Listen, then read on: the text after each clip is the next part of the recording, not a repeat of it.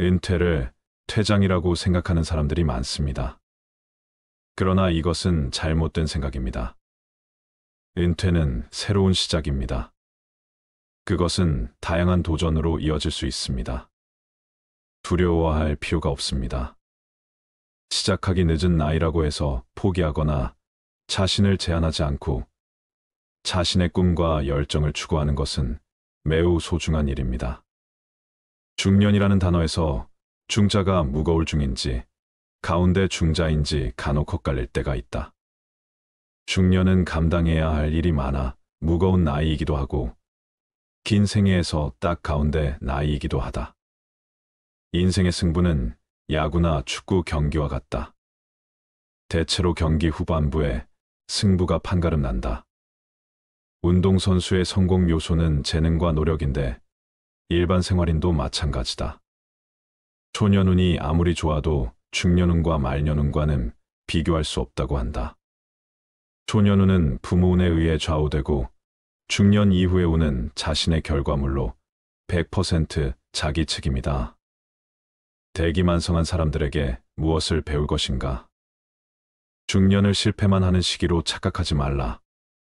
오히려 중년은 큰 걸음으로 성큼성큼 걸어나가 엄청난 진보와 성공을 쟁취할 수 있는 가장 좋은 시기이다.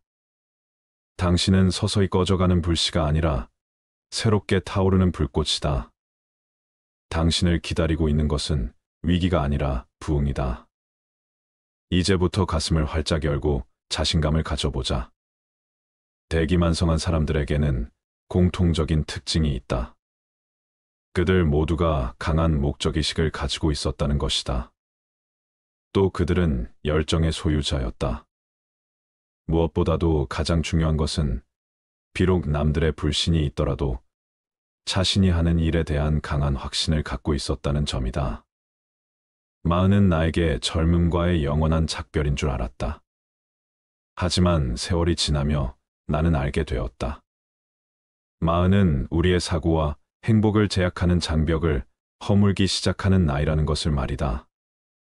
이 말은 천신만고 끝에 50세가 훨씬 넘어서야 빛을 본 사업가가 한 말이다. 은퇴 후 도전하는 삶은 아름답다. 도전하는 실버 청춘이 되어 새로운 경험과 새로운 삶의 가치를 찾고 성취를 이루어 나가세요. 시작하기에 늦은 나이는 없다. 새로운 분야에 도전하는 것을 나이 때문에 망설이는 경우가 많은데요. 올해 90세이신 할머니는 아이패드 드로잉 작가로서 인스타그램 스타다. 팔로워가 7만 5천 명이다. 그녀가 그린 꽃 그림과 풍경은 사랑스럽고 향수를 부른다. 10년 전 80세 때 주민센터에서 처음 컴퓨터를 배웠고 3년 전 아이패드를 구입하고 그림을 그리기 시작했다고 한다. 시간 보내기 위해 시작한 일이 그를 유명 인사로 만들었다. 50대에 들어 피아노를 시작한 평범한 중년 아버지도 있다. 그는 가족들의 TV 시청에 방해되지 않도록 헤드셋을 쓰고 연습한다. 자신의 연습 장면을 유튜브에 올리며 친구들끼리 서로 격려하고 연습하는 열정이 스스로 자랑스럽고 행복하다. 올해 60대 후반인 어떤 분은 은퇴 3년 전부터 외국어 준비와 은퇴 후 시간을 활용할 수 있는 취미를 탐색했다고 한다. 은퇴 후 세상 밖으로 나오니 하고 싶고, 배우고 싶고, 보고 싶고, 가고 싶은 곳도 정말 많았다. 코로나19 시기를 제외하고는 해마다 23개월은 자유여행을 떠났다고 한다. 국내 생활비 정도면 해외여행을 할 수 있었다. 국내에서는 정부와 지자체, 복지시설 등에서 실버들을 위한 다양한 프로그램과 프로젝트로 배움의 욕구를 충족하고 활용했다고 한다. 인터넷 세상에서 정보를 찾아 활용하는 방법을 꾸준히 배우고 익히는 일이 도움이 되었다. 인생은 언제라도 새로운 시작과 도전을 통해 변화와 성장을 이룰 기회로 가득 차 있었다. 시작하기에 나이는 문제가 되지 않았다. 세계적으로 성공한 유명인 중에 늦은 나이에 빛을 본 사례들이 있습니다. 대기만 성형 사람들은 이른 나이에 성공한 사람과 구별되는 독특한 특징들이 있다고 하는데요. 오늘은 나이 들어 대기만성한 사람들의 강점을 말씀드리고 도전이 왜 필요한지에 대해 말씀드리고자 합니다. 잘 들어보시고 도전하는 삶을 가져보시기 바랍니다. 첫 번째, 경험과 노하우. 어떤 경험이든지 마이너스가 되는 경험은 없습니다. 다양한 경험으로 얻게 된 노하우는 돈으로도 살 수 없죠. 오랜 시간 동안 축적된 삶의 지혜를 바탕으로 대기만성형은 현명한 결정을 내릴 수 있습니다. 두 번째, 경험을 기반한 창의성.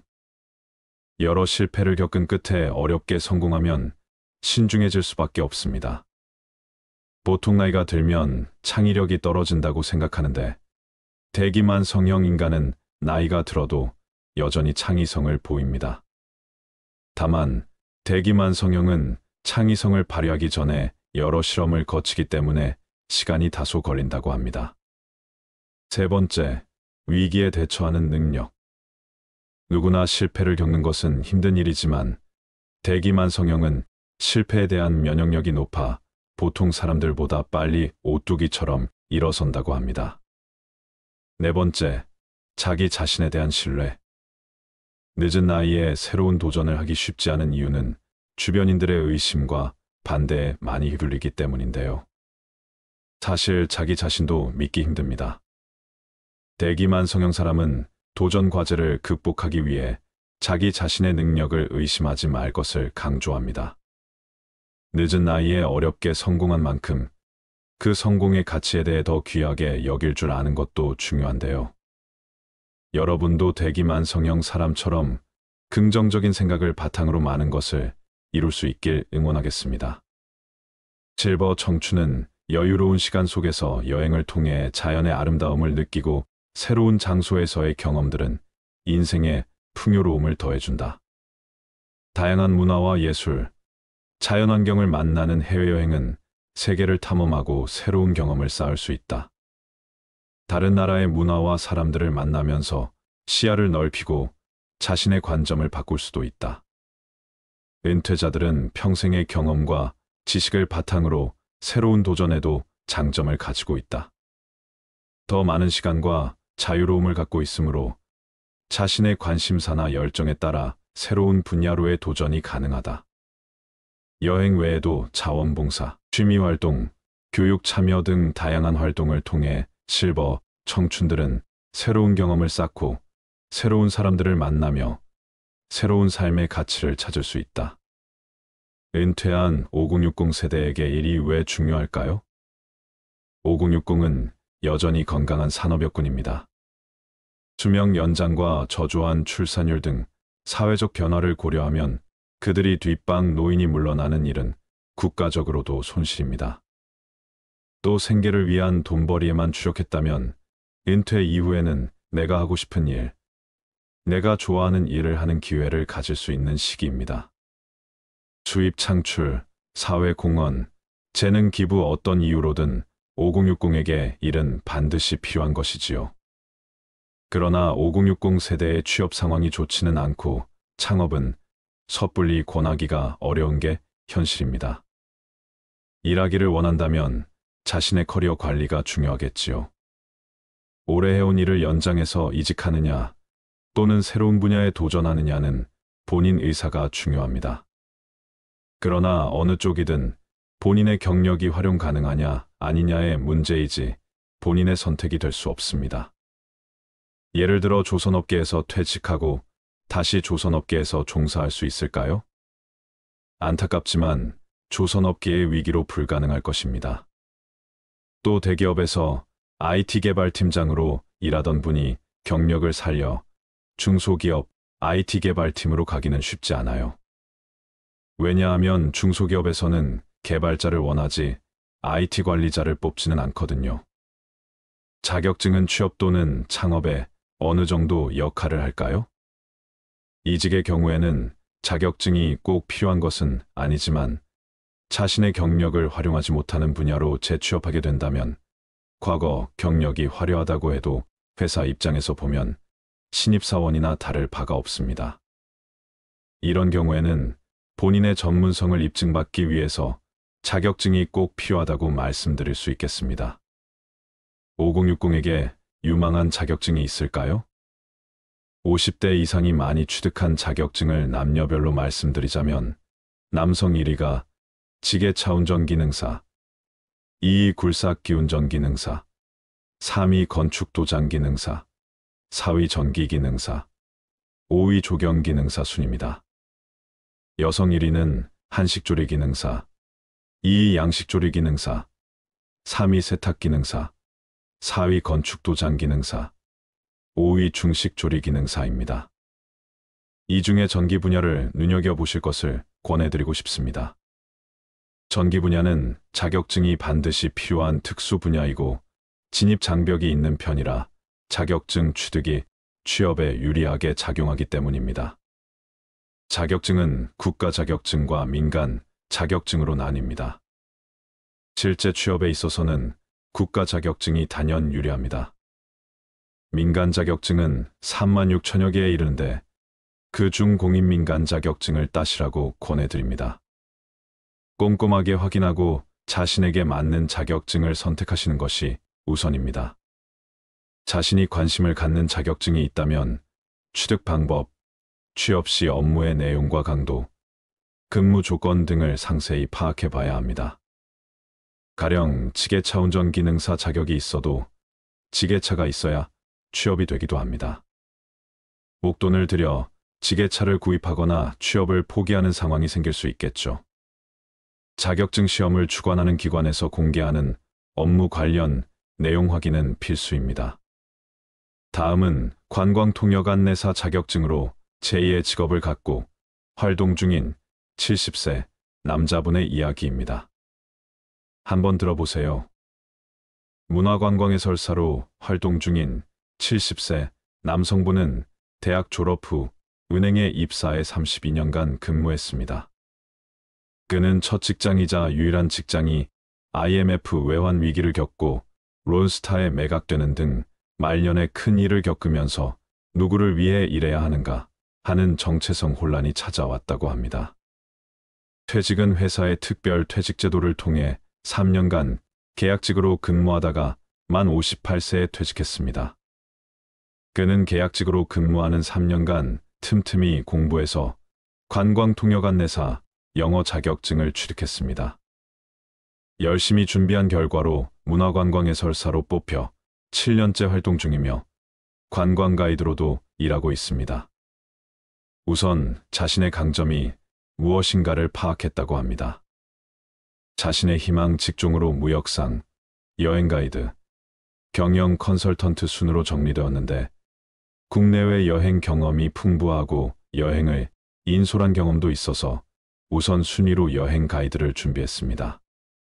과거 외국에 3년간 파견되어 근무하면서 영어와 스페인어 실력을 갖추게 된 점도 도움되었습니다. 관광통역안내사 자격증 준비는 독학으로 공부했고 영어 인터뷰는 사설 학원을 다니면서 예상 질문 자료 등을 참고해서 공부했습니다. 그는 문화관광해설사 채용 시 자격증이 있어 가산점을 받고 취업이 되었습니다. 소에게 활동비를 받는 자원봉사지만 해설, 경험 자체가 가치가 있다고 생각해요. 주로 경복궁, 북촌과 서촌, 낙산, 남산, 성북동 등을 둘러보는데 여태까지 700회 정도 해설했습니다. 그중 60%가 외국인 대상으로 그들에게 우리나라의 문화유산을 소개하면서 보람을 느끼고 제 자신도 우리 문화유산을 더욱 좋아하게 되었어요. 그는 자신의 이야기를 2시간 동안 들어주는 대화 상대를 만날 수 있다는 점. 해설하기 하루 전 내 나름의 시나리오를 만들어 공부하면서 치매 예방도 하고 걸으면서 건강까지 챙길 수 있어 더욱 보람된다고 말합니다.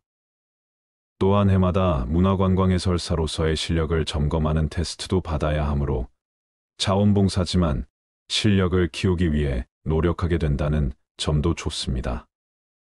그는 여행사의 관광 가이드로도 일하고 있습니다. 6개월 전부터는 9인승 카니발을 구입해 프리랜서 드라이빙 관광 가이드로 본격적으로 활동하기 시작했습니다. 그는 퇴직 전과 후 느끼는 삶의 변화를 이렇게 말합니다. 여느 직장과 마찬가지로 이런저런 일도 있었지만 좋은 직장에서 평탄한 삶을 살았습니다. 한편으로는 정해진 일만 하니까 도전이 없는 삶이었죠. 그러나 스스로 계획해서 실천하고 평가하는 과정을 거치며 인생 2막을 충실하게 살아온 점에 대한 보람과 소득을 창출하며 자신감과 활력을 느낍니다. 사회복지사 자격증에 도전한 60대 할머니도 있습니다. 젊었을 때는 회사도 다니도 아이들도 있으니까 바쁘게 시간이 흘러갔는데 이제 60대가 되다 보니 그냥 집에만 온종일 있게 됐어요. 항상 여유가 필요하다고 생각했지만 은퇴 후 막상 일을 쉬니까 노후에 대해서 걱정이 되었다고 합니다. 그래서 어떻게 할까 생각하다가 너무 힘든 건 이제 못하겠고 사람들에게 도움이 될 수 있는 일을 찾았다고 합니다. 어떤 것이 있을까 찾아보다가 최근 들어 사람들이 복지 관련해서 관심도 많이 갖고 있고 의미도 있다고 생각되어 자격증에 도전해 보았어요. 사회복지 관련 일에 종사하기 위해 자격증은 필수였습니다. 은퇴 후에 어떤 것을 해야 될지 잘 모르겠다면 자격증에 도전하는 것도 좋을 것 같습니다.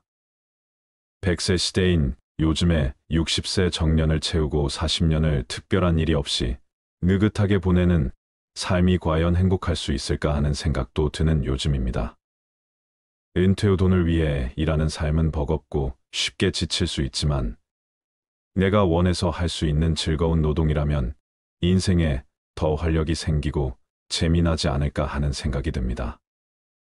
그래서 은퇴 후에 산 좋고 물 좋은 곳에서 예쁜 펜션을 운영한다거나 귀농 귀촌 로망을 실현한다거나 여러 가지 은퇴 후 즐거운 노동을 기꺼이 시작하시는 분들도 많이 있습니다. 일부 은퇴자들은 자원봉사 활동을 통해 사회에 기여하며 자신의 지식과 경험을 다른 사람들과 공유한다. 이 과정을 통해 그들은 자신들의 삶의 의미를 찾고 새로운 목표를 설정하는 기회를 제공하며 새로운 도전을 하고 그 결과로 새로운 만족감을 느낀다. 미국의 현대 화단에 돌풍을 일으킨 해리 이범에는 81세에 그림 공부를 시작했다. 그는 원시의 눈을 가진 미국의 사갈로 불렸다. 101세가 된 해에 가진 전시회에서 그는 몇 년이나 더 살 수 있을까 생각하지 말고 내가 어떤 일을 더 할 수 있을까 생각해 보세요. 무언가 할 일이 있는 것, 그게 바로 삶입니다라고 말했다. 자신이 해왔던 일에서 인생의 마지막까지 열정을 바치는 사람들도 있다. 일제강점기 평양에서 태어난 서양화가 김병기 씨는 103세 때인 2019년 개인전을 열었다. 2021년 105세 때 대한민국 문화훈장 은관문화훈장을 받았고 대한민국 예술원 미술전에서 신작을 공개했다. 2022년 106세로 타계하기까지 그림 활동을 계속했다. 르네상스의 거장 미켈란젤로가 시스티나 성당 벽화를 완성한 것은 66세 때고 베르디가 오페라 오셀로를 작곡한 때가 그의 나이 74세였다. 괴테는 파우스트를 24세에 구상하고 쓰기 시작하여 82세에 완성했다. 여러분, 나이가 들어도 자신만의 꿈과 목표를 이루기 위해 끊임없이 노력하는 노인들이 있습니다. 어느 날 아침에 눈을 떠보니 이제 당신이 원했던 것들을 할 시간이 없다는 것을 깨닫는 순간이 올 것입니다. 그러니 지금 시작하세요. 이 말을 꼭 기억하시고 도전할 기회를 찾아보시기 바랍니다. 인생에서 가장 중요한 시기는 언제인가요? 인생의 말년은 어떤 것인가요? 정신과 육체는 서로 다른 속도로 쇠퇴합니다. 정신은 젊은이지만 육체는 급속도로 노화되지요. 나이 들어 거울을 들여다보면 이게 정말 나인가 의심되는 때가 한두 번이 아닙니다. 행복한 말년을 보내기 위해 중요한 것 중 하나는 시간 활용이라고 합니다.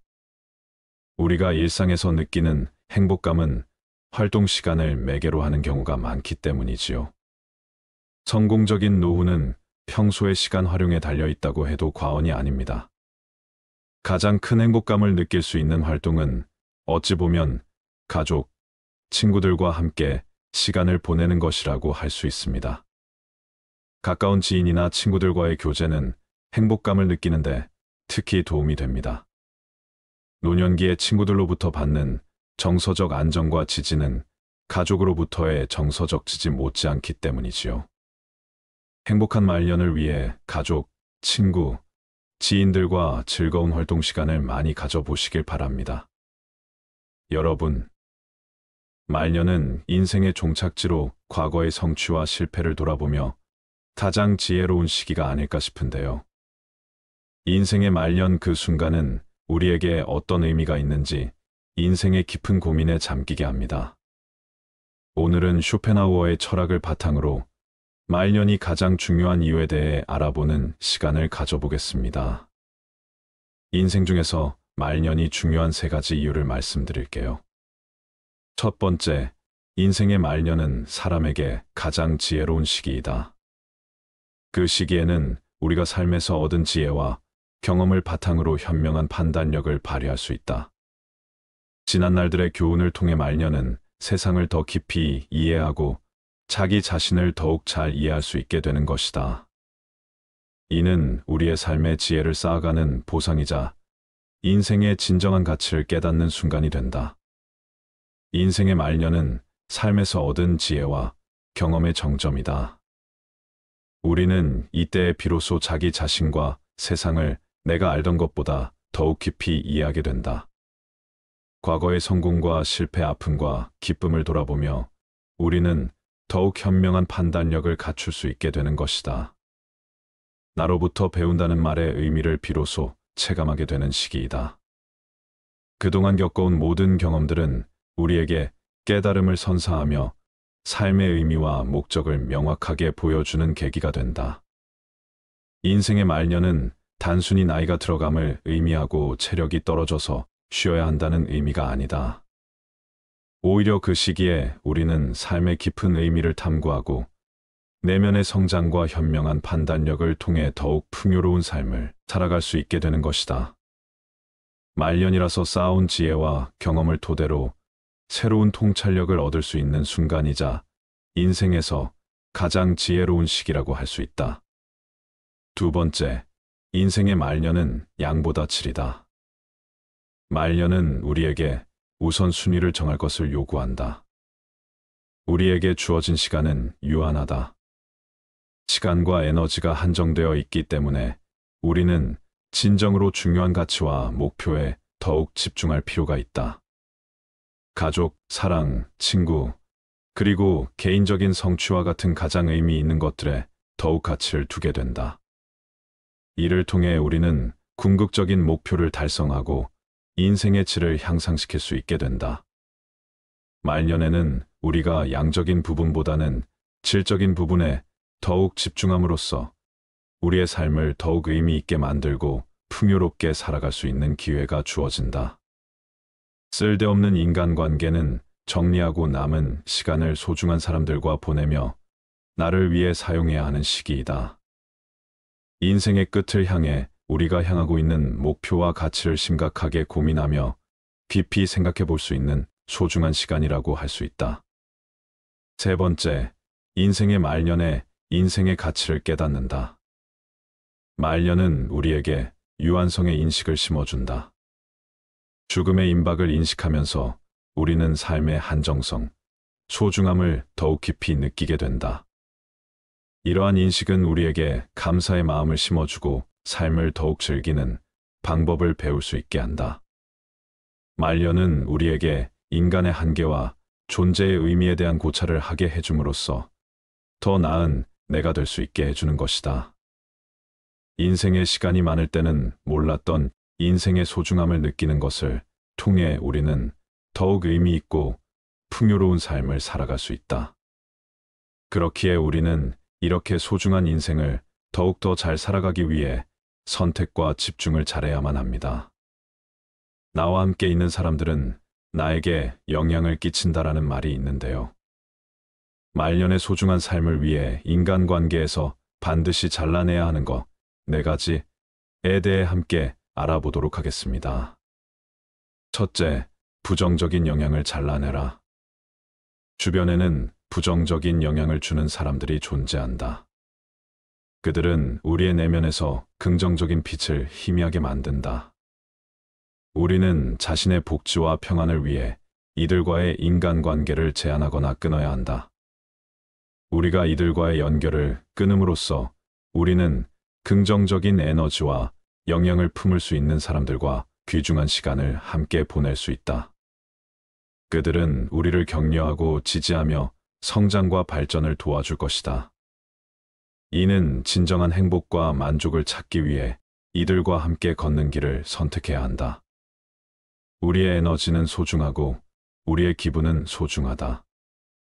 그래서 우리는 자신을 지키고 부정적인 영향을 주는 사람들과의 인연을 끊는 용기를 가져야 한다. 둘째, 인간관계의 무의미함을 끊어내라. 인생은 짧고 우리의 시간과 에너지는 한정되어 있다. 그러나 일부 인간관계는 해가 되지 않더라도 서로에게 진정한 의미나 가치를 가져오지 못한다. 이러한 무의미한 상호작용은 우리의 삶을 허비하고 소중한 시간과 에너지를 낭비하는 결과를 초래할 수 있다. 우리는 진정한 의미를 부여하고 싶다면 이러한 무의미한 관계를 끊고 의미 있는 인간관계에 초점을 맞춰야 한다. 진정한 의미를 찾기 위해서는 자신의 삶에 진시한 가치를 부여해야 한다. 우리는 자아를 깊이 탐구하고 우리의 열망과 가치에 맞는 인간관계를 구축해야 한다. 쇼펜하우어는 의미 없는 존재는 삶을 부정하는 것과 같다고 말했다. 우리는 의미 있는 존재로서의 인간관계를 추구해야 한다. 그것이 우리에게 진정한 만족과 행복을 선사할 것이다. 무의미한 상호작용은 우리의 삶을 허비하고 우리의 내면에서 장애물이 될 수 있다. 우리는 용기를 내어 이러한 관계를 끊고 의미 있는 상호작용을 추구해야 한다. 우리의 시간과 에너지는 소중하다. 그러므로 우리는 진정한 의미와 가치를 가진 소중한 인간관계를 찾아가야 한다. 무의미한 상호작용은 우리의 삶을 허비하고 진정한 의미와 가치를 찾는데 장애가 됨을 명심하라. 셋째, 독과 같은 관계를 끊어내라. 독과 같은 관계는 우리에게 해를 끼칠 수 있다. 상대방과의 상호작용이 우리에게 해로운 영향을 미치거나 우리의 성장과 발전을 방해한다면 이러한 독이 된 관계를 끊는 것이 필수적이다. 우리는 자신의 복지와 성장을 위해 독이 된 관계에서 벗어나야 한다. 쇼펜하우어는 다른 사람과의 관계는 우리의 삶을 결정짓는다고 말했다. 우리는 자신의 삶을 향상시키기 위해 독이 된 관계를 피해야 한다. 이러한 관계는 우리의 에너지를 흡수하고 우리를 지치게 만든다. 우리는 자아를 보호하고 우리 자신의 가치를 인정받는 관계를 선택해야 한다. 독이 된 관계는 우리의 성장과 발전을 방해한다. 우리는 자신의 잠재력을 시연하기 위해 독이 된 관계에서 벗어나야 한다. 우리는 용기를 내어 이러한 관계를 끊고 자신의 가치를 인정받을 수 있는 관계로 나아가야 한다. 이를 통해 우리는 진정한 자유와 행복을 찾을 수 있을 것이다. 우리는 자신의 복지와 성장을 위해 아무리 친하고 정이 남아있다 해서 독이 된 관계를 질질 끌기보다는 과감하게 끊는 것이 필요하다. 인간 관계에서 가장 중요한 것은 상대방과의 관계가 우리의 내면을 어떻게 변화시키는가이다. 다른 무엇보다 이것이 가장 중요하다. 우리는 우리 자신을 위해 독이 된 관계를 끊고 우리의 내면을 풍요롭게 가꾸는 관계를 선택해야 한다. 우리는 독이 된 관계에서 벗어나고 자아를 보호하며 우리 자신에게 진정한 가치를 부여하는 관계를 추구해야 한다. 넷째, 존중 없는 사람들을 끊어내라. 존중하는 것은 그야말로 중대한 가치이다. 사람들은 서로 상처 주고 상처받지 않기 위해 예의와 존중을 만들어냈다. 그렇기에 상대방이 우리를 제대로 존중하지 않거나 우리의 가치와 경험을 경시한다. 이러한 관계를 유지하는 것은 건강하지 못할 수 있다. 우리는 상호 존중이 뒷받침되는 관계를 추구해야 하며 존중받지 못하는 관계에서는 건강한 경계를 설정해야 한다. 쇼펜하우어는 상호 존중은 인간 관계의 중심이라고 말했다.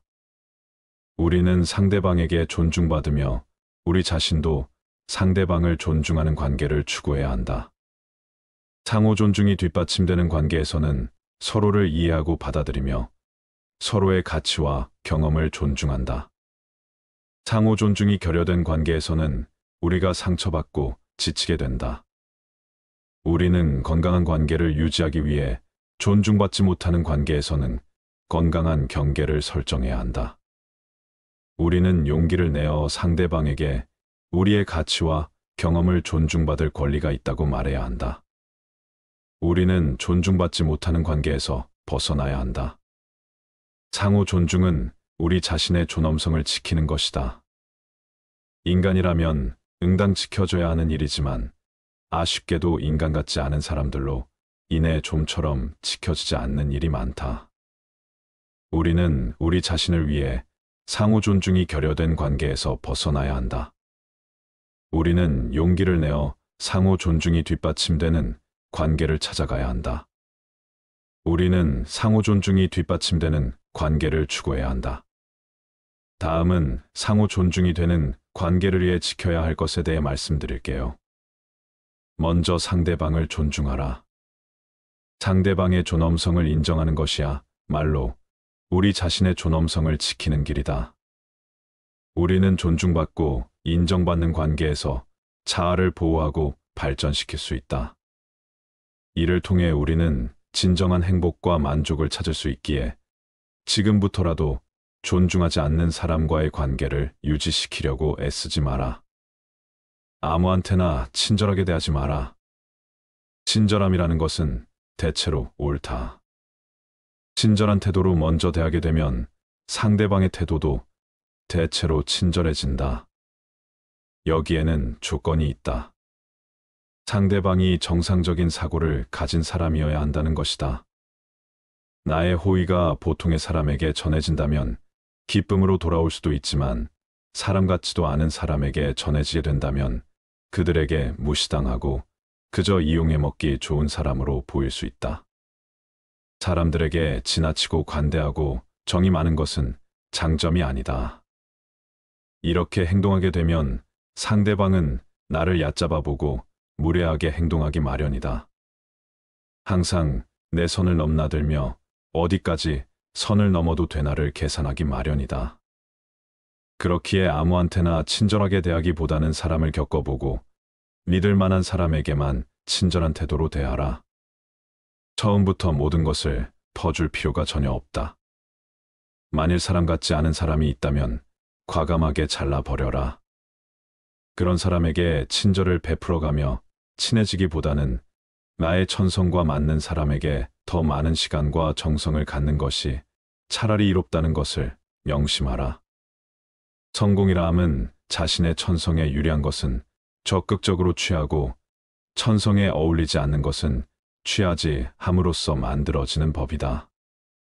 이렇게 행동한다 해서 다른 사람에게 매정한 사람으로 비춰질까 염려하며 전전긍긍하는 사람들이 있다. 하지만 인간의 본성은 원래 그러한 법이다. 인간 됨됨이가 서로 상반되는 사람들은 서로를 미워하는 법이고 누군가가 나를 질투하고 멸시하는 일은 흔하다. 그렇기에 그런 부정적인 감정에 큰 의미를 두지 마라. 남의 눈치를 볼 필요는 더더욱 없다. 남에게 인정받기 위해 머리 숙일 필요도 없거니와 남의 인정 같은 건 하나도 중요하지 않다. 세상을 살아가는 데 있어서 반드시 알아야 하는 것 중에 하나는 남의 이해를 받기 위해 자존심을 굽혀가며 눈치를 볼 필요가 전혀 없다는 사실이다. 행복의 본질적인 요소인 마음의 안정과 독립에 대해서는 다른 사람들이 어떻게 생각할까 하는 따위의 생각은 이익이 되기보다는 장애가 된다. 그러므로 사물의 참된 가치가 무엇인가를 숙고하여 올바르게 평가함으로써 다른 사람들의 견해에 대해 지나치게 민감한 반응을 억제해야 한다. 행복의 본질적인 요소인 마음의 안정과 독립은 남의 시선으로부터 해방될 때 가능한 것이다. 어차피 이 세상을 살아가는 데 있어서 타인이 나를 어떻게 생각하는지는 굳이 신경 쓸 이유가 없다. 왜냐하면 그들의 인정 따위는 나에게 아무런 의미가 없기 때문이다. 남의 시선을 의식하는 순간 타인의 의견에 다음이 흐려진다. 남의 말을 많이 들을수록 자신이 하고자 하는 말을 잊게 된다. 결국에는 자신이 무엇을 원하는지도 모르고 살아가게 된다. 남들이 하는 대로 따라가다 보면 자신이 원하는 삶은 살 수 없다. 그런 삶은 독립과는 거리가 멀다. 스스로 생각하고 혼자서 결정하는 독립된 삶은 진정한 자유인에게만 주어지는 선물과도 같다. 다른 사람들은 어떻게 생각할까 하는 고민은 행복한 삶을 위해 버려야 할 생각이다. 그런 생각은 자기 자신에 대한 성찰을 빼앗아 간다. 그런 생각을 할수록 자기 고유의 가치관은 사라지고 만다. 자기 존재에 대한 의미와 가치를 잃고 만다. 다른 사람들의 생각으로 채운 내면은 출구 없는 미궁과 같다. 마음속에 그런 미궁을 만드는 것은 자기 탓이다. 타인이 나를 이해하지 못하고 자신의 생각이 확고한 나머지 아무 가치가 없는 얘기로 나를 가르치더라도 반박하거나 분노하지 말고 그저 무시하라.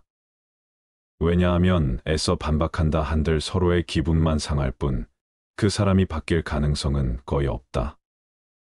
왜냐하면 사람의 성격은 어지간해서는 변하지 않는다. 사람이라면 그게 누구든지 자신의 고유한 성격을 쉽사리 벗어나지 못한다. 외부 상황이 바뀌어 얼핏 다르게 행동하는 것 같아도 그것은 성격이 다양하게 변주되는 모양만 다르게 보이는 것에 불과하다. 사람의 성격이란 거의 변하지 않기 때문이다. 형편없는 인간들이 모여서 훌륭한 인물을 깎아내리고 뒷담화하는 것을 보더라도 아무렇지 않게 여기고 오히려 감사할 것이다. 이런 사람들이 많으니 내가 더 잘 살 수 있구나 하고 말이다. 그렇게 되면 더 이상 타인에게 이해받기 위해 자존심을 굽혀 구걸할 필요가 없다. 쓸데없이 타인의 의견을 바꾸려 하지 말고 한 귀로 흘리는 편이 현명하다는 것을 명심하라. 모든 사람은 그 자신의 이해, 정도와 인식의 한계 내에서만 세상을 바라볼 뿐이다. 남을 신경 쓰기보다는 내 건강부터 챙겨라. 내 건강보다 중요한 것은 하나도 없다. 타인의 인정을 받기 위해 내 몸을 갈아가며 인사하지 마라. 사람들은 크나큰 착각을 하고 있다. 자신의 건강보다 평판이나 돈과 같은 다른 외적인 것을 쫓는 것을 중요시한다. 하지만 건강은 외적인 어떤 재화들과 다 비교할 수 없을 정도로 월등히 중요하다. 먼저 건강해야 재화를 누릴 수 있고 모든 것을 긍정적으로 인식할 수 있기 때문이다. 인간은 조금만 아프더라도 내 주변 모든 것을 불행하게 바라보고 스스로를 비극의 주인공으로 만들어 버리곤 한다. 따라서 아무리 친구가 많고 돈이 많더라도 건강하지 않다면 아무짝에 쓸모가 없다. 남에게 인정받기 위해 스트레스 받아 건강을 해친다면 주객이 전도된 것이다. 우리에게 중요한 것은 나와 가족의 건강이다. 완벽하게 건강한 몸과 건강한 정신, 즐거운 마음 등 이런 것은 지위나 부로 대신할 수 없는 장점이다. 그도 그럴 것이 건강이란 바로 인간 자신을 이루는 것이기 때문이다. 사람이 홀로 있을 때에도 그를 따라다니는 것이고 다른 사람이 그에게 주거나 빼앗을 수 없는 것이므로 건강하다는 것은 행복이다. 그저 그것 하나만으로도 큰 장점이고 행운인 것이다. 더 늦기 전에 건강을 챙겨야 한다는 것을 명심하라. 쇼펜하우어의 말에 의하면 행복의 징표는 웃음입니다. 행복해지고 싶으면 마음속에는 명랑함을 지녀야 한다. 명랑함은 진정한 행복을 드러내주는 외적 표현이다. 명랑함이 없는 삶은 무거운 짐으로 다가온다. 삶을 가볍게 해주는 것은 바로 명랑함이다. 행복은 내적 요인으로 결정되는데 그 내적 요인 중 가장 중요한 것이 명랑함이다. 명랑한 사람들에게는 항상 명랑할 만한 원인이 있다. 그 원인은 그가 명랑하다는 것이다. 명랑한 마음이라는 제보는 어떤 제보로도 대신할 수가 없기에 이에 필적할 것이 없다. 상황이 명랑하지 않을 때라도 명랑할 수 있는 사람이 진짜 명랑한 사람이다. 명랑함의 정도가 곧 그의 행복의 정도가 된다. 많이 웃는 자가 진정으로 행복하고 많이 우는 자가 불행하다. 지극히 당연한 소리인데도 우리는 이 사실을 묵과하고 살아간다. 우울한 인간은 10가지 계획 중 9가지가 성공해도 9의 성공을 기뻐하지 않고 하나의 실패에 화를 내지만 명랑한 인간은 10가지 계획 중 1가지만 성공하고 9개는 실패해도 1가지 성공으로 마음을 달래 명랑한 기분이 된다. 앞서 말씀드렸듯이 행복의 본질적인 요소인 마음의 안정과 독립은 남의 시선으로부터 해방될 때 가능한 것이다. 남의 시선을 의식하는 순간 타인의 의견에 다음이 흐려진다. 남의 말을 많이 들을수록 자신이 하고자 하는 말을 잊게 된다. 결국에는 자신이 무엇을 원하는지도 모르고 살아가게 된다.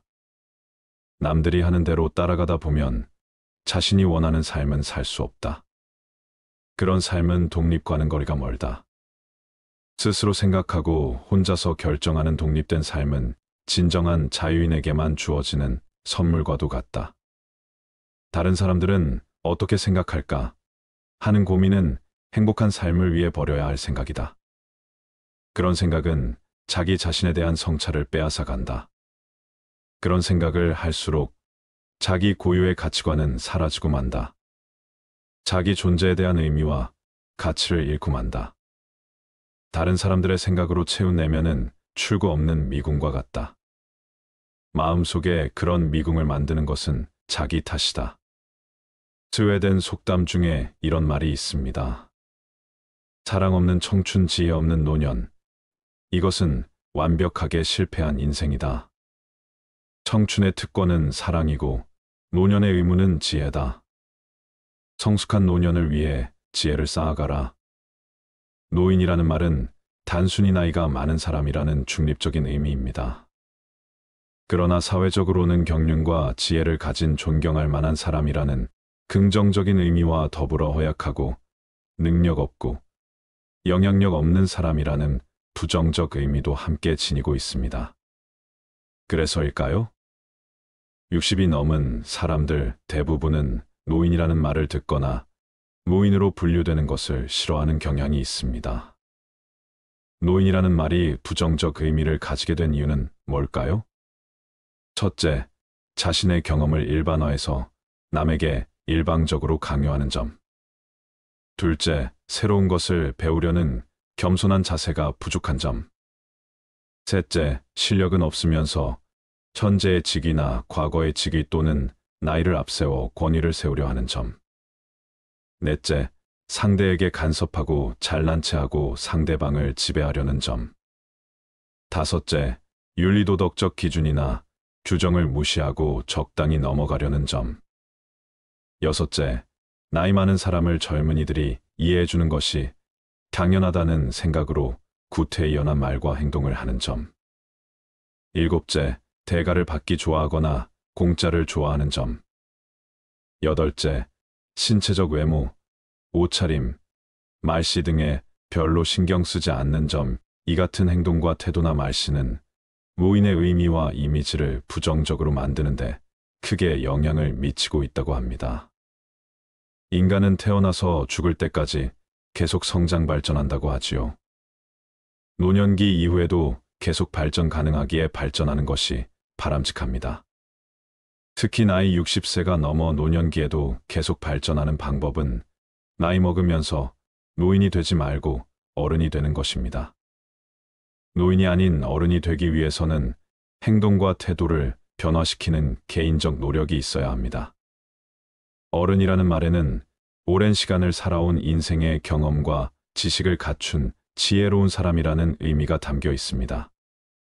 유명한 심리학자 에릭슨은 노년기에 갖추어야 할 덕성은 지혜라고 주장했다. 단순히 오래 살았다고, 경험이 많다고, 학식이 많다고 반드시 지혜가 많아지는 것은 아니다. 지혜는 오랜 생애 기간을 통해 얻은 많은 경험을 깊이 있게 성찰하여 얻어지는 것이다. 나이를 먹으면서 노인이 아니라 어른이 되는 행동과 태도는 무엇일까요? 첫째, 자신의 인생 경험에서 얻은 교훈으로 상대방에게 겸손하게 조언하고 젊은 세대를 진정으로 멘토링할 수 있는 태도를 가지는 것. 둘째, 겸손한 자세로 적극적으로 배우려는 태도로 자기의 직위나 역할에 맞는 새로운 지식을 갖추려고 노력할 것. 셋째, 윤리도덕적 기준이나 규정을 지키려 노력하고 모범을 보일 것. 넷째, 나이를 앞세워 변명하지 말고 젊은이들을 이해하는 태도를 가질 것. 다섯째, 이웃과 사회에 봉사하고 베푸는 태도를 가질 것. 여섯째, 보다 장기적 안목으로 후배와 후손 그리고 사회 발전을 생각하는 태도를 가질 것. 일곱째, 가능하면 외모도 가꾸고 단정한 옷차림을 갖출 것. 인생 100세 시대의 60세 이후 부정적 노인의 이미지로 지금까지 살아온 인생의 절반을 더 산다는 것은 자신과 가족과 사회에서 자신을 소외시켜 장수가 재앙이 될 가능성을 높여줄 뿐입니다. 인간적으로 성숙해지는 방법은 어떤 것이 있을까요? 젊었을 때는 나이가 많아지면 저절로 성숙해지는 줄 알았는데 성숙해지는 일도 참 쉽지 않은 것 같습니다. 성숙한 어른이 되기 위해 절제해야 할 5가지 방법을 알려드리겠습니다. 첫 번째는 눈치 없이 떠드는 행동입니다. 얼마 전만 해도 노인이 존중받는 시대였습니다. 그러나 이젠 나이는 숫자에 불과하고 노인이 큰 소리를 내면 대우받지 못하는 시대입니다. 식당에서 밥을 먹거나 지하철을 타보면 시끄럽게 통화하거나 목소리가 큰 노인들이 보입니다. 주변에서 따가운 시선을 보내도 아는지 모르는지 부끄러운 줄을 모릅니다. 늙으면 청력이 떨어져 목소리가 커지는 것과는 별개로 사람이 많은 곳에서는 기본적으로 주의해야 하는 행동입니다. 오죽하면 통화 내용이 무엇인지 다 알아들을 수 있을 정도입니다. 이런 노인을 보게 되면 인상이 찌푸려집니다. 늙을수록 입은 무겁게, 지갑은 가볍게라는 말이 있습니다. 노인이 말을 많이 하면 피하게 되고 돈을 잘 쓰면 모이게 되는 것이지요. 그러니 나이가 많다고 해서 크게 말하거나 강하게 말하지 마세요. 나이나 지위가 높다고 아랫사람을 함부로 대하는 사람이 많습니다. 내 생각만 옳다고 착각하는 것을 보면 그만큼 꼰대 같은 행동이 없습니다. 고집스럽고 자기 생각을 강요하는 노인만큼 추한 것이 없습니다. 성숙함과 나이는 비례하지 않습니다. 많은 분들이 자신의 이런 행동을 잘 모르고 계실 겁니다. 오랜 시간 굳어져 온 습관 때문이지요. 내 행동이 배우자나 자식, 그리고 타인에게 상처를 주는 것은 아닌지 돌아보는 시간을 가져보세요. 요즘 젊은 사람들이 얼마나 똑똑한지 아시나요? 이제 우리의 시대는 저물고 있다는 사실을 인정하고 겸허하게 시대의 변화를 받아들입시다. 이런 모습이 내면이 성숙하고 존경스러운 어른의 모습 아닐까요? 두 번째는 허세나 허풍을 심하게 하는 행동입니다. 나이가 들어도 허세나 잘난 척이 심한 사람이 있습니다. 기분 좋으라고 맞장구를 쳐주면 밤을 새워 말할 것 같은 모습이 가관입니다. 중년 이후에는 자식 자랑밖에 할 게 없다는 말이 있습니다. 하지만 아무리 친한 사이더라도 자식 자랑은 하지 않는 것이 좋습니다. 친구에게도 말 못할 사정으로 자식 때문에 힘들어하는 사람이 많습니다. 자식이 매번 돈을 해달라고 하거나 사고를 쳐서 속을 썩이고 있는 것이지요. 안 그래도 나는 내 자식 때문에 힘든데 옆에서 자식 자랑을 하면 자존심도 상하고 마음도 아프게 되는 것이 본능입니다. 내 욕은 참을 수 있어도 누가 내 자식 욕하는 것은 못 참는 것이 부모의 마음 아니겠습니까? 그런 것처럼 내 자식을 자랑함으로 상대방에게 혹시나 신뢰가 될 수 있다면 차라리 아무 말 말고 부부끼리 서로 자식 칭찬을 하는 것이 좋습니다. 제 주위에 만날 때만 다 자식 자랑하는 사람이 있었는데요. 오랜만에 소식을 들어보니 친한 사람들과 멀어졌다고 하더라고요. 자식 자랑을 하다 보면 실제 사실보다 부풀려 말하기도 하고 남의 자식이랑 비교하게 되기도 하니 만나는 것 자체를 피하게 되는 것이지요. 근데 사실 과하게 자랑하는 사람을 잘 보면 오히려 별 볼 일 없는 사람일 가능성이 큽니다. 채워지지 않는 것을 허세나 허풍으로 채우려는 심리 때문입니다. 내가 부족한 사람인 것을 인정하지 않고 감추기 급급한 데서 나오는 허세입니다. 이미 많은 것을 이룬 사람은 자랑하지 않더라도 허세를 부리지 않더라도 주위에서 다 알고 있습니다. 자연스럽게 그런 기운이 흘러나오기 때문이죠. 그리고 자신을 낮추고 남을 높이는 행동을 합니다. 겸손과 배려가 오히려 그 사람을 멋지게 만들어 줍니다. 여러분은 이 둘 중에 어떤 사람이신가요? 나이가 들수록 허세나 허풍은 그 사람을 초라하게 만듭니다. 이렇게 추하게 늙는 것보다 차라리 현실을 인정하고 처지에 맞게 행동하는 것이 진정 지혜로운 사람입니다. 세 번째는 편견을 가지고 사람을 판단하는 행동입니다. 누군가에게 소문을 듣거나 생각만을 가지고 타인에게 낙인을 찍는 사람이 있습니다. 심할 경우 한 가지 모습만 보고도 이 사람은 나쁜 사람이라고 단정짓기도 합니다. 제가 아는 분이 50대 중반인데 한 모임에서 새로운 기술을 배우고 싶다고 얘기했더니 그 나이에 무슨 기술을 배우냐고 비웃는 사람이 있었습니다. 그냥 하던 일이나 하라고 하면서요. 근데 이분이 포기하지 않고 꾸준히 하더니 5년 만에 어느 정도 인정받는 전문가가 된 모습을 보면서 저는 앞으로 정말 내 생각이나 편견으로 사람을 판단하지 말자고 다짐했습니다. 사람은 기본적으로 자신의 경험을 토대로 말하곤 하는데요. 그래서 이 사람은 이럴 것이다, 저 사람은 저럴 것이다 판단하게 되는 것 같습니다. 물론 누군가를 걱정해서 하는 말일 수도 있지만 성숙한 어른이 되기 위해서는 단정하지 말고 내 생각은 이렇다 정도로만 대화하는 것이 바른 행동이라고 할 수 있겠습니다. 네 번째는 외모를 가꾸지 않는 행동입니다. 나이 들어 누가 알아준다고 외모를 꾸미냐 하는 분들이 있으실 겁니다. 하지만 요즘 세상은 외모도 경쟁력이고 자산이라고 합니다. 내면만큼이나 외모도 중요한 세상이 되었다는 사실을 우리는 알아야 합니다. 같은 50대, 60대라도 선크림이라도 바른 사람이 훨씬 더 젊어 보인다는 연구 결과가 있는데요. 그래서 동창회나 친구들을 만났을 때 같은 아이인데도 늙지 않은 친구들을 볼 수 있을 겁니다. 그렇게 현재 친구의 모습과 나를 비교하며 자존감이 낮아지는 분들을 많이 봤습니다. 지난 날을 후회하기보다 지금부터라도 어느 정도 관리를 해주시면 더욱 빛나는 인생이 여러분을 기다릴 겁니다. 노인이 될수록 사람은 게을러지기 마련인데요. 이미 굳어버린 생활 습관이나 관리하는 습관을 만들고 고치려면 노력이 필요한 것이 사실입니다. 참 아름답게 늙어간다, 늙을수록 매력있다, 늙으니까 중원멋이 있다라는 말들을 듣기만 해도 기분이 좋아지는데요. 나이를 먹을수록 언제나 우아하고 밝은 인상으로 호감을 주는 사람이 있는 반면에 말 걸기가 어렵고 괴팍해 보이는 인상을 가진 사람이 있습니다.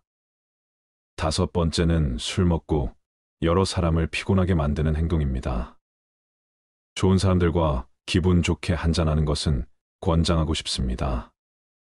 그러나 사람들은 항상 술 먹고 실수를 하기 마련입니다. 술을 마시고 취해서 종업원에게 반말을 한다던가 같이 술 마시는 일행에게 욕설을 한다던가 하는 행동은 미성숙한 어른 꼰대로 보이기 쉽상입니다. 예전에 한 가게에서 취객이 행패를 부려 주변 사람에게 피해를 준 뉴스를 본 적이 있으실 텐데요. 술에 취해 내 생각을 옆 사람에게 강요하거나 함부로 말하는 사람이 내가 아닌지 돌아볼 필요가 있습니다. 우울증과 치매 없는 노년기 보내려면 어떻게 해야 할까요? 마음과 몸이 건강한 노년기를 보내기 위한 5가지 실천 방법을 말씀드릴게요. 첫째, 자신의 건강 상태를 잘 알기. 몸과 마음은 따로 떨어져 있지 않다. 특히 노년기의 신체적인 질병이나 손상은 큰 낙담으로 이어져 우울해지기 쉽다. 노년기에는 신체 건강이 자연스럽게 유지되지 않기 때문에 신체 건강을 유지하는 노력이 이전 시기에 비해 더 필요하다. 그러려면 병원을 더 자주 찾고 혈압, 당뇨, 고지혈증 등과 같은 신체 건강 이상을 관리하는 것이 중요하다.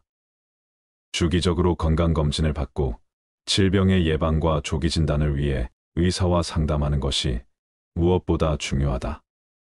두 번째, 건강한 식단 유지. 먹는 것이 곧 나 자신이다라는 말이 있다. 몸에 좋지 않은 한 끼의 해로운 식사가 바로 동맥에 손상을 끼치고 몸에 이로운 한 끼 식사로 신체는 이 손상을 복구한다. 일본의 오키나와 이탈리아의 사르데냐는 100세 이상인 사람이 많은 장수 마을이다. 이들은 육류와 설탕을 적게 먹고 채소와 콩, 통곡물 등 신선식품을 더 많이 먹는 장수 식단으로 식사를 한다. 장수 연구에서는 되도록 적게 먹는 영양실조 없는 열량 제한이 장수로 이어진다고 하니 일주일에 이른 열량을 평소보다 75%로 줄인 식사를 하는 것도 바람직하다. 세 번째, 운동으로 땀 흘리기. 65세 이상 노인 중 10%만 운동을 한다는 통계가 있다. 운동은 우리 몸에서 에너지 생산량과 근력을 늘리고 심장과 폐, 혈관을 더 건강하게 하고 몸을 튼튼하게 한다.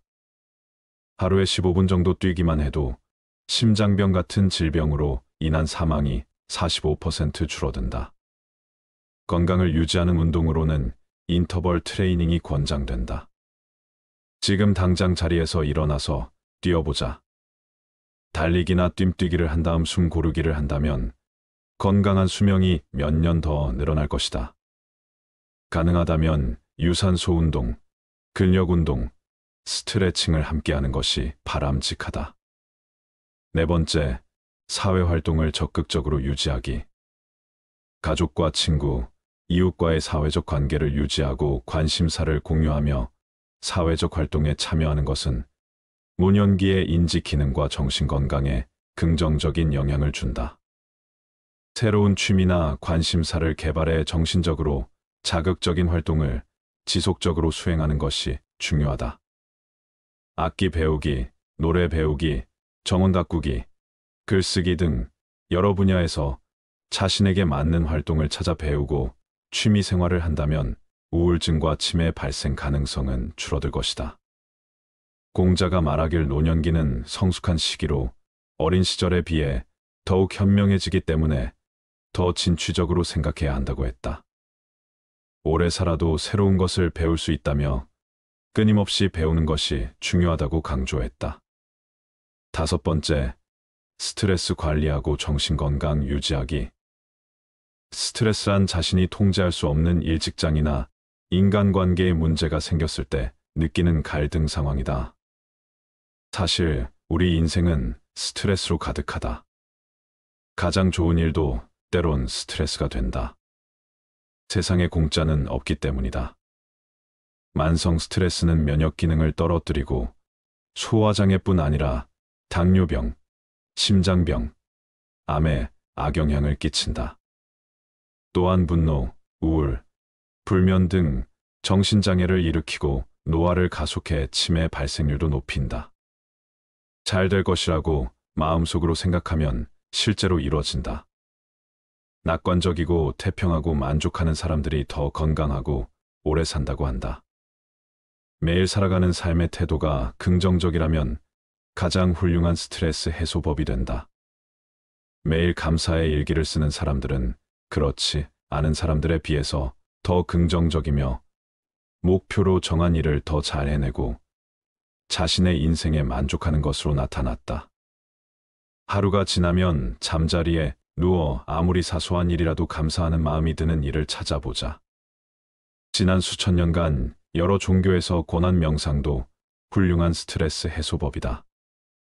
인도 요가, 중국의 태극권, 우리나라의 단전호흡 등 신체 운동과 결합된 명상법도 훌륭한 스트레스 해소법이다.